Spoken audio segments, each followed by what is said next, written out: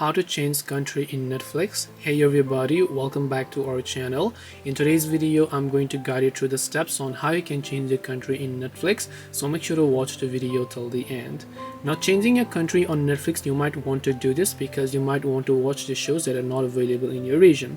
And the only way that you can achieve this is by using a VPN, and there is simply no other way.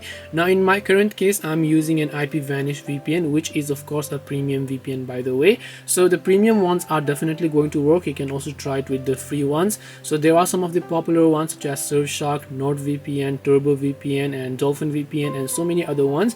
Depending on what is more comfortable for you, download a VPN app of your choice and simply connect to the region of which the shows that you would like to enable. After you have done that, you can come to Netflix and then simply go ahead and then watch it, and all the region will get successfully changed. And this way you can change the country on Netflix. Hope this video was very helpful. If you have got any more questions, then feel free to also leave them down below. Thank you very much for watching till the end of this tutorial, and see you soon in our next video.